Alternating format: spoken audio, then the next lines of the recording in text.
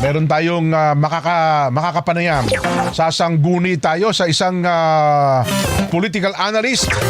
Matagal na natin itong kaibigan, ano, ha? Ang Calito Banayo. Calito, magandang umaga po. Jen po ito. Magandang umaga sa iyo, Jen, at salamat sa iyong pag-anyaya.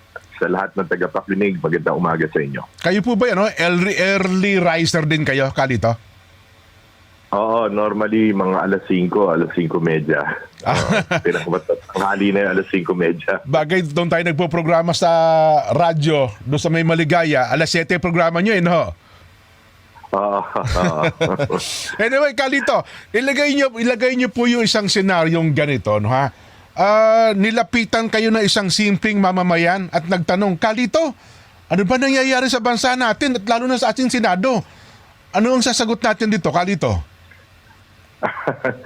Pare-pareho tayo naguguluhan sa nangyayari, no? Opo. Pero ang punot dulo nito, Jen, sa aking palagay, ay mahina ang ating Pangulo, eh. Aha. Ibig ko sabihin, kung ang Pangulo ay, well, sa English, hindi weak, no, na leader, at in control of the situation, hindi mangyayari itong mga ganitong kaguluhan. Opo.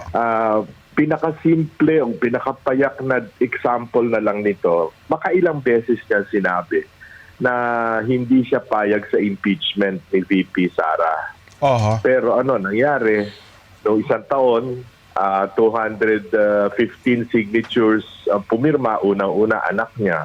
Ibig sabihin, hindi siya sinunod ng anak niya. Pangalawa, nito namang huli, 257 signatures na ang balita natin ay merong mga pabuya na binigay para makuha yung 257 signatures na yun. Opo. Siya ba in control o hindi? No? So, kaya nangyayari itong mga ganito sapagkat, at yan din ang dahilan kung bakit nagigiliw pa hanggang sa ngayon, bagamat nakakulong dun sa ibang bansa, kay Pangulong Duterte, no? Wala tayong naging presidente, miski pa sabihin nating babae, katulad ni Pangulong Cory Aquino o for instance si Pangulong Gloria Macapagal-Arroyo, hindi pa tayo nagkakaroon ng ganitong liderato na parang hindi in control of the situation of things. No? Kaya ganyan na nangyayari. Pero gusto kong tignan doon sa puntong in control na baka mamaya, yun ang kanyang sinabi, pero hindi naman talaga yun ang gusto niyang gawin. Di kaya?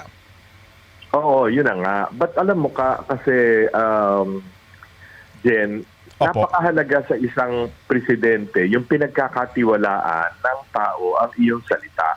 Bakit Kapag tama kayo? nagbitiw ka ng salita, dapat yan ay mahahawakan ng tao, na mapanghahawakan na yan ay totoo at yan ang talagang damdamin mo. Tama. Oo. Pero yung ibang sinasabi mo kaysa ginagawa mo, babagsak ng babagsak ang tiwala sa iyo ng taong bayan. At yun ay nakikita natin sa surveys, di ba? Opo. Na bumababa hindi lamang ang net satisfaction rating niya, -15, pero pati sa ibang mga surveys, yung trust rating niya ay bumababa. Na hindi maganda para sa isang leader. Opo. Tama kayo, Calito. Kasi nung bata ako, sabi ng lola ko, ang salita ng hari ay hari. Di ho ba? Oo, tama. Hindi nababali. Ang salita ng hari ay hari, hindi nababali. Oo, tama. Natandaan ko rin yun. Oo. Opo. Yeah. Mabigat. So, ano? Kayo sabihin, kung ganito po mangyari, hindi tayo magtataka na nagkakaganito tayo? Ganun ba ibig sabihin? O kaya tayo nagkakaganito, no? Napakaraming binibitiw na salita na hindi naman tinutupad o binitiwan yung salita bagamat alam na hindi kayang gawin. Ibawain na lang natin yung 20 pesos na bigas. Then, pareho tayo nagturo ikaw nagtuturo pa, nagturo rin ako na economics, no? Alam naman natin against the law of supply and demand yung 20 peso rice. Alam naman natin ang puhunan ng bawat magsasaka sa 1 kilo ng bigas ay umaabot sa 17 pesos na ngayon. Opo. So paano mo ibebenta sa ang 1 kilo ng palay na ang puhunan ay 17 pesos, ang pinaka-porlo menos mong bentahan dyan, pagka yan ay nagiling na, ay nasa sa 32 hanggang 34 pesos. So pag dinenta mo ng 20 pesos, pilit na pilit, lugi ang gobyerno. At yan naman ay subsidize ng taong bayan dahil sa pulis, lugi ka ng 12 hanggang 14 pesos. How can you sustain that? So parang pampapogi lamang, pero wala talaga, pumipila pa ang tao, madaling araw. Meron nga nung nakaraang buwan, di ba, may namatay pa dahil pumipila sa bigas. Opo. Yung mga ganyang bagay, no? Bago ka magsalita, no, pinag-aralan mo mabuti yung gusto mo sabihin. No? Opo. Ang nangyayari, pangako ng pangako, na alam namang hindi kayang ibigay o hindi kayang gampanan, no? Oo. Nako, mabigat. Well, 2 taon mahigit, pero bago matapos ang taon ito, 2027, aminin naman natin hindi, political period na po ito, no ha? May tsansa pa ba, Carlito? Kasi mabigat po yung analysis yung yun, ha? Diyan ganito, no? Again, balik tayo sa economics, no? Una, napakahirap ng sitwasyon sa buong mundo as far as economics is concerned, ano? Opo. Crisis talaga. Hindi pa naayos yung problema sa Strait of Hormuz at girian pa rin ang girian si Trump at yung yung Khamenei, no, yung Opo. bagong pangulo ng Iran, at nakikialam pa rin ang Israel. So talagang magulo pa rin yan. So dahil dyan, halimbawa, balik natin sa bigas kasi yan naman ang pangunahing pagkain ng Pilipino. Sa ngayon, yung tinanim ngayong Mayo, Hunyo, no? Yung tinanim ng Abril, Mayo pala, nag-ani tayo ng Marso, Abril. Yung tinanim ng Abril at Mayo, yun ang presyo ng fertilizer doon, ng abono, halos triple na nung dating presyo. 1,400, 1,300 per sack of urea. Ngayon umaabot ng 3,000, 3,500 ng bawat sako. Kung may mabibili ka pa. Oho. So dahil dyan, menos ang magiging ani natin ngayong Setyembre, Oktubre, no, yung ating tag-ani. Yan ang major harvest period natin, no? So tataas ang presyo ng bigas, no? Opo. Ngayon, halimbawa nating makabili tayo sa Vietnam sa ngayon, medyo mataas na rin ang presyo ng kanilang bigas. Pero yan yung hindi nakakatakot. Ang nakakatakot ay Super El Nino papasok sa katapusan ng Oktubre, Nobyembre. Yes po, last quarter ng taon. Hanggang sa isang taon. So magtatanim ang ating mga magsasaka sa Oktubre, Nobyembre, yung iba late Disyembre, yung mga rain-fed. Magtatanim yan, una, hindi nakaabot kaya ang presyo ng abono. Pangalawa, tagtuyot. Pag tagtuyot, wala tayo halos aanihin sa Marso, Abril, Mayo sa darating na taon, no?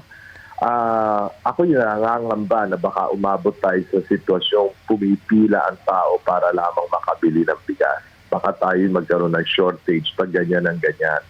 So yan bigas lamang. Ang unemployment, tataas yan, no? Pumunta ka ngayon sa mall, mga mall, makikita mo marami na ng mga tindahan, lalo na ng damit, nagsasarahan na. Dahil hindi na kaya yung bayad sa upa, bayad sa kuryente, bayad sa tao, no? Mahina naman ang bilihan. Lahat ng metrics lumalabas na ang consumer confidence ay pagsak. No? Dahil siyempre ang tao, gipit, ang unang ginagastahan yung pagkain pang araw-araw, no? So pati mga restaurant nakikita mo, payday lamang napupuno ng tao, no? Normally, ganyan. So ayan, yung mga bagay na yan, no? Kalito, alam naman natin unemployment, underemployment, lahat yan. Alam naman natin, Kalito, kapag kagutom ang tao, nandyan po nagsisimula yung gulo, ha? Sabi nga na, kahit pa tumaas ang produktong petrolyo, iba pa man, pero pagkapagkain, iba po ang epekto nito sa tao, Kalito. Oo, natatandaan ko, Jen, yung laging sinasabi ni Pangulong Erap noon na hungry stomach knows dodo, no? Talagang mangyayari ang ganyan, ano? At aminin natin, no, bagamat hindi tama na magkaroon ng kaguluhan o magkaroon ng mga petty crimes o mga nakawan dahil dyan, mangyayari yan. Sapagkat paano ka kung ikaw ama, itutustos mo yung pangailangan ng iyong mga anak, ngayon, ang isa pang problema, tumaas din ang tuition fee, no? So, yung mga tuition fee sa pribadong eskwelahan ay hindi naman kaya ng pampublikong paaralan na lahat ay mapapag-aral sa public school. So lahat ay napipilitang mag-private school, tumaas din ang presyo ng tuition, no? At saka mga iba pang gamit sa eskwelahan. So all in all, maliban dun sa hirap na hirap, yung talagang matagal nang mahirap, no? Na miski na papano nabibigyan pa ng ayuda. Ang napakalaking problema ngayon, yung pareho nating tinatawag na middle class. Opo. Lalong-lalo na yung working class. Yung ang sweldo minimum wage, no? Yun ang hirap na hirap sapagkat paano mo maipagkakasya yung kinikita mo, no? Kontra sa mga pangunahing bilihin, pagkain, no? Yung edukasyon ng iyong mga anak. At huwag naman sana na magkasakit ng isang miyembro ng pamilya. So Opo. talagang pumuputok ang isip at nagpupuyos ang damdamin ng taong bayan, no? Dahil nga sa sobrang inflation at hindi naman tayo makakita ng wika nga ay liwanag sa dulo, no? Not necessarily because of the Philippine situation but because of geopolitics, no? Talagang mahirap ang susuungin natin ngayong taon to hanggang sa susunod na taon at hanggang sa 2028. Yun na nga po, kasi gusto ko tanong, sa ganyang senaryo, tapos ang makikita natin sa telebisyon, nag-aaway-away yung mababatas, particular na po ang Senado, mataas na kapulungan, anong nakikita nyo? Pangalawa, idagdag pa natin yung mga pagbubunyag ng mga dating sundalo kahapon. Ano ho ang epekto nito, Kalito? Una-una tungkol dun sa pagbabangayan sa Senado, no? Yan ngayon lang nangyaring ganyang katindi, no? Dagi naman may bangayan dyan sa Senado dahil 24 lang sila, tinatawag ng 24 republics, bawat isa dyan pilit sa sarili. Opo. No? Nagkakaroon talaga ng iringan, nagkakaroon ng mga problema, pero dinadaan yan dati sa debate, hindi sa mga walkout. No? Ngayon ganyan na nangyayari. So yan ay nakadadagdag sa pag-agam-agam ng tao tungkol sa kanilang kinabukasan. Pangalawa, ano nga yung pangalawa mong tanong? Yung epekto nitong pagbubunyag ng mga dating sundalo. Well, una-una dyan, siguro dapat pasalamatan din natin si Senator Sherwin Gatchalian na tumitindig o kine-claim na siya ang acting Senate President dahil hindi naman pinatayan ng kuryente o air conditioning yung session hall kahapon. Oo nga po pala, no? Gentleman naman yan si Sherwin. Siguro kung ibang miyembro nung tinatawag na bagong majority, tinatawag nila sarili na bagong majority, baka pinatayan sila ng kuryente. Mabuti naman at natuloy. At mabuti rin at nakapagbunyag ng mga kaalaman nila at kanilang damdamin yung mga 18. Makikita natin kasi ako hapon ko na nang pinanood dahil meron ako meetings ng umaga. Tinuloy-tuloy ko nung panood ng hapon. Opo. Makikita mo na very spontaneous sa mga sagot nila. Hindi ba yung hindi mo halatang sa tagal na natin dito, mamamahayag din naman tayo. Nakikita mo, nahahalata mo yung nambobola o yung invento lang yung sinasabi. Pero malinaw na malinaw, diretso magsipagsagot yung mga 18, no? At natuloy, mabutit na iraos yung kanilang testimonya. At anuman ang sabihin ng kabila na hindi legal yung nangyari, the point is, nalaman na ng taong bayan na ibunyag sa taong bayan. At taong bayan na ang dapat umusga. Sapagkat malinaw naman na doon sa dating Blue Ribbon Committee hearings na tinapos ng Pebrero, ayaw nilang pakinggan yung ibang mga katotohanan na dapat malaman ng taong bayan. Maraming nangyari sa Marines. Yung si Adrian Bersamin, si Amina Pangandaman, no? Yung mga yon na dapat ay naimbita, hindi naman inimbita. At maging si Martin Romualdez ay nagsabing pupunta pero hindi rin naman sumipot sa Senado. So ngayon nakikita ng taong bayan na talagang may effort, no, na pagtakpan ang katotohanan ukol sa napakalaking skandalo ng korupsyon sa ating bansa, at yan ay ang flood control. Opo. Last point na lang, Carlito. Paano kayo tatapusin ng Senado yung personal nilang iringan? Tingin ko darating sa Supreme Court yan. Yung sinabi halimbawa ni Senator Sherwin Gatchalian, siya ang uupo sa impeachment trial, hindi pa naman siya nahahalal na Senate President, kailangan 13 boto yan eh. Opo. No, malinaw na malinaw. Yung simple arithmetic na what is the majority in a chamber of 24. Yung sinasabi nilang, kasi si Bato hindi makita o nagtatago at si Opo. Jinggoy ay nakakulong, that does not detract from the fact that they are still senators. Hindi naman sila namatay, hindi naman sila nag-resign, hindi naman sila in-expel. So, senador pa rin sila. Opo. No? So, mahalaga pa rin yung kanilang boto. Pag kinuwenta mo yung kailangang mayoriya na 13 na boto. So, yan at the end of the day, palagay ko aakyat yan sa Supreme Court. No? Kaya, ang tabayanan na lang natin. Or, at kung mas masakit, palagay ko gagawin ng ehekutibo ang lahat ng pwede nilang gawin para madagdagan yung 12 ng isa o dalawa pa. Wag naman sana. Sana naman ay magkaroon ng paninindigan. Hindi ko hinuhusgahan dito si Cheese, no? Senator Cheese, no? Paring buho ko yan. Opo. Hindi dahil sa kumpare ko siya, kundi kung sana, ilagay ko ang sarili ko sa kanyang matatayuan. Meron siyang 2 anak na nagbibinata at nagdadalaga, no? At siya parang tatay-nanay sapagkat hiwalay sila ng kanyang asawa at Opo.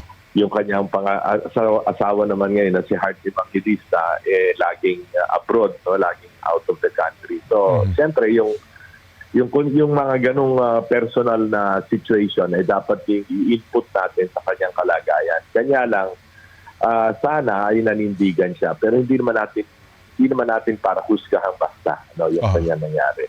Ay, last na lang pala, habol ko, Carlito. Sinisisi kasi ng Malacanang ang kaguluhan daw po ngayon sa Senado at saka ito nangyayari sa ating bansa.